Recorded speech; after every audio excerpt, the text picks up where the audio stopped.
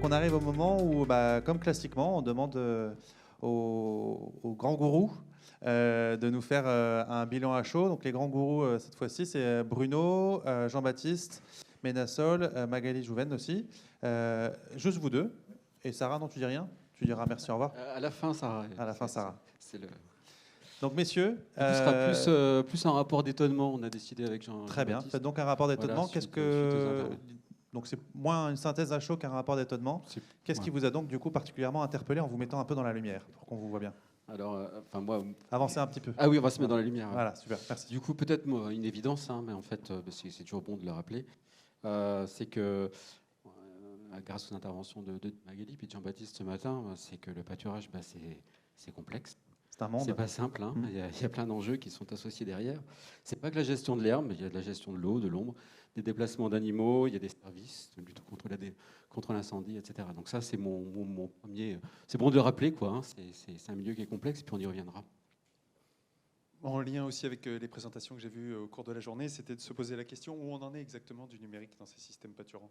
On voit qu'il y a des besoins d'éleveurs qui sont exprimés, on voit qu'il y a certains outils numériques qui sont bien intégrés, plutôt ce qui est autour des applications, qui ont l'air de bien pénétrer le marché, et en même temps une population, on l'a vu avec les présentations qui ont été faites autour des enquêtes, qui est assez échaudée vis-à-vis des outils numériques. Soit qu'ils ont, alors c'est des proportions, si on compare au système plus industrialisé, on va dire, qui sont sans commune mesure. Alors je me souviens plus de tes chiffres exactement, Nouria, mais on voit qu'il y a quand même encore beaucoup de méconceptions ou de craintes vis-à-vis des usages du numérique dans les systèmes pâturants, sûrement liés à des premières expériences un peu douloureuses d'outils qui n'étaient pas vraiment adaptés à leurs besoins, et du coup qui posent question maintenant où on en est exactement, qu'est-ce qui va se développer à l'avenir, et où on en est exactement de l'intégration du numérique dans ces systèmes. Autre point, je pense que pour développer les services, on a par ailleurs l'habitude de travailler dans d'autres secteurs, céréales, grande culture, viticulture. Là, c'est quand même un milieu qui est difficile, vraiment de par la grande diversité des milieux qu'il faut adresser. Rien que le pâturage, entre pâturage tournant, les parcours, pâturage au fil. Mais aussi, on l'a vu avec Martin, à chaque fois, les systèmes sont multispécifiques. Ils peuvent être coupés, fauchés, ils peuvent être pâturés. Donc on l'a vu pour tout ce qui concerne les risques et le suivi, c'est un enjeu, c'est pas simple. Ça veut dire qu'il va falloir faire des moyens olympiques et développer des outils qui sont assez sophistiqués.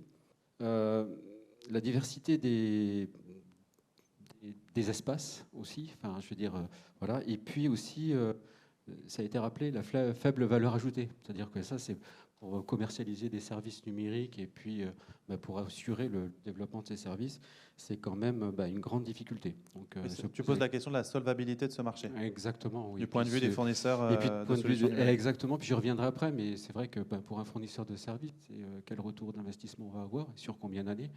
Et puis on voit naturellement, dès qu'on va développer un service, la diversité des situations fait qu'on va avoir plusieurs versions, et ça veut dire qu'on va avoir des coûts de maintenance, de mise à jour, et ça participe aussi à la complexité pour développer des services et pour adresser des besoins dans ce secteur-là. Et en plus, la répartition géographique va faire que pour la commercialisation, pour le maintien, pour l'accompagnement, c'est une difficulté supplémentaire. Je te sens pas très enthousiaste. On a vu quand même qu'il y avait une forme d'appétence. Oui, on y reviendra après. Oui, on y reviendra après. Okay. Ouais. Mais je voulais vraiment insister. Moi, suite à toutes les présentations qu'il y a eu, on voit quand même que c'est quelque chose qui est difficile et qui n'est pas simple pour les sociétés de services numériques pour adresser cette question-là. Et ce qui fait que peut-être, on l'a vu avec la présentation de Martin et d'autres présentations, voilà, on est peut-être pas... C'est difficile, on le voit.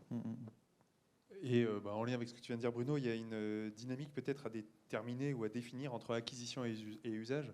Ce n'est pas parce qu'il y a des éleveurs ou des systèmes pâturants qui vont faire l'acquisition d'outils numériques qui vont nécessairement les utiliser, soit les utiliser comme c'était prévu, soit les utiliser tout simplement parce qu'ils vont se confronter aux réalités du terrain, à la fiabilité des données, complexité d'utilisation. On l'avait vu pour la présentation de la ferme Hectare. Là.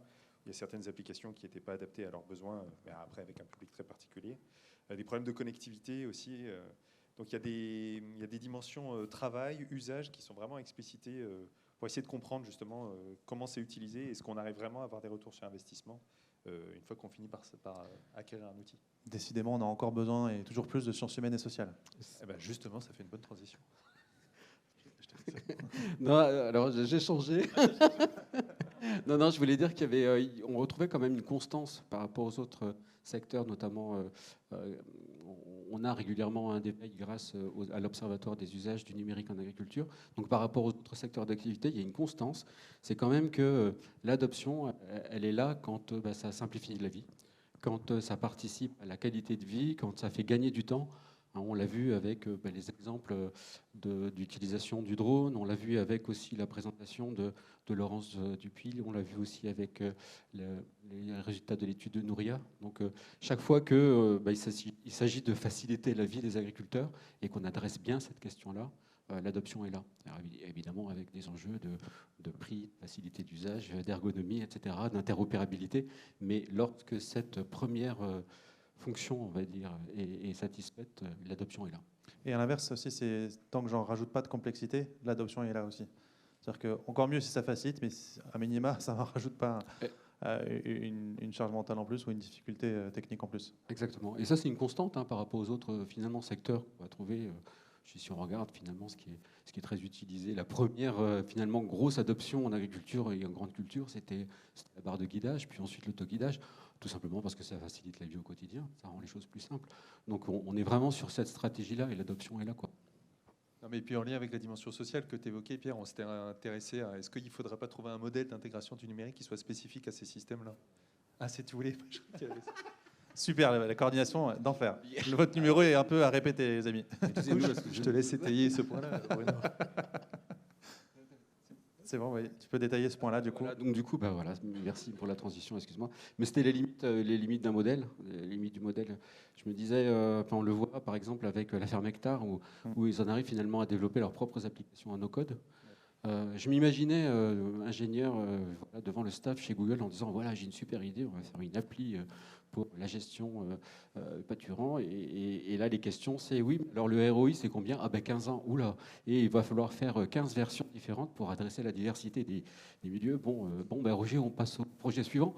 Donc, c'est vraiment une grosse difficulté. Je me disais, par rapport au numérique, là, peut-être qu'il faut inventer d'autres modèles.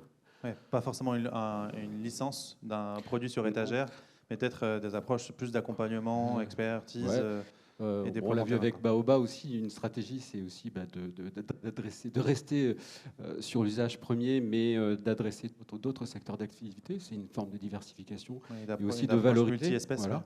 Mais on pourrait imaginer d'autres modèles, de no-code, de participatif, de communautariste, de conseils délocalisés. Voilà. On se rappelle l'idée de la télémédecine de l'herbe qui a le mérite d'être hyper pragmatique.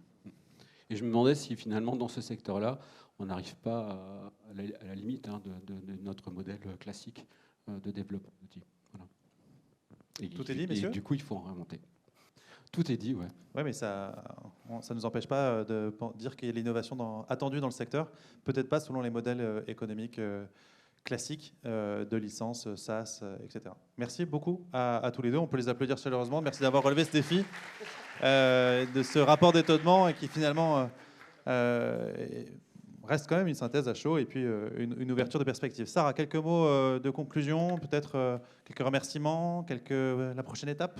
Tout à fait. La conclusion a été faite. Merci Bruno, merci Jean-Baptiste.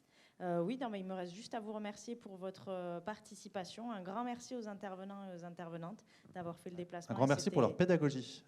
Franchement, c'était hyper pédagogue. Et je pense qu'on va vraiment valoriser tous les supports du séminaire. Donc tout sera en ligne et disponible en replay, en capsule vidéo. On tâchera de communiquer correctement sur les suites de ce séminaire.